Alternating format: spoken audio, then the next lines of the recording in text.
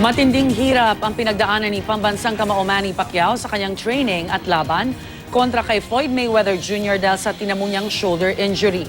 Isa sa mga saksi rito ay si Coach Buboy Fernandez.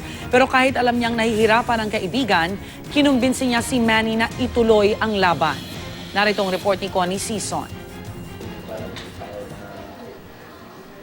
Di napigilan ng assistant coach at best friend ni Manny na si Buboy Fernandez ang maging emosyonal kanina nang balikan niya ang mga paghihirap na nakita niya kay Manny dahil sa punit niyang balikat habang ito'y lumalaban sa loob ng ring noong Mayo 2. Ayaw ko na may mga alibay kami.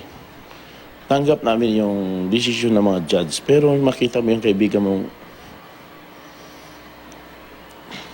fourth round pa lang, lumalaban, wala. Isang kamay na lang. Nung fourth round kasi, nung makuha na biglang umatras doon nakita ko nung fourth round pag-upo niya. Sabi ko, may nangyari. Sabi ko, masakit, sabi niya. Hindi siya makapagsalita doon sa corner kasi mayroon siyang microphone May mga mic kasi kami. Humingi na siya sa akin. Pumikit ako, sabi ko, Lord, huwag naman. Sabi ko, kung ano man mangyari, huwag mo naman saktan yung kaibigan ko. Bawat round, nagdadasal ako na sana kahit isang round lang mawala lang yung sakit niya. Pag-amin ni Buboy, siya ang nagkumbinsi kay Manny na huwag ipostpone ang laban. Pumasok raw kasi sa isip niya ang posibleng maging multa at ang magiging tugon ng kampo ni Floyd Mayweather Jr. sakaling mapostpone ang laban. Nung pagbitaw ni Coach na sabi niya ipopostpone natin ang laban, mga 1 week, 2 weeks, sabi ko, na-shock ako. Pero alam ko na never na ginawa ni Coach sa fighter niya yun.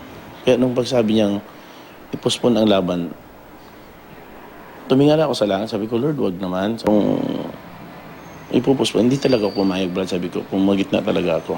So, naintindihan naman ni Coach Pwede. Sabi niya, hey, tuloy natin ang laban. Yan ang mangyari. Pero, siyempre, bilang kaibigan mo na yung pinagkautangan mo ng loob na nasasaktan, mahirap din sa akin yan.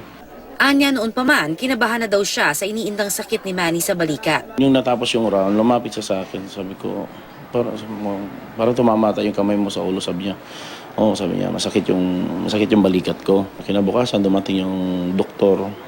So, tiningnan. Sabi nga na may nakunting napunit dito sa ng balikat niya.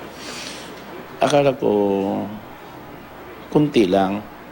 Pero sa kabila ng lahat ng nangyayari, wala daw siyang pinagsisisihan sa naging desisyon niya na huwag ipostpone ang laban. Tanging hiling niya sa Diyos, sana maging maayos ang kalusugan ng pinakamamahal niyang kaibigan. Nakatakdang operahan si Manny sa balikat anumang araw ngayong linggo dahil sa kanyang rotator's cuff. Dahil dito, maaantala rin muna ang kanyang pag-uwi sa bansa. Alam ko naman na malapit ka kay Lord. Hingin natin na sana biglang mawala yung naramdaman mo sa balikat mo.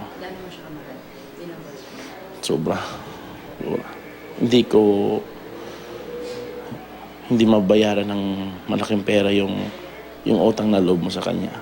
Mula rito sa Los Angeles, California, Connie Sison, GMA News.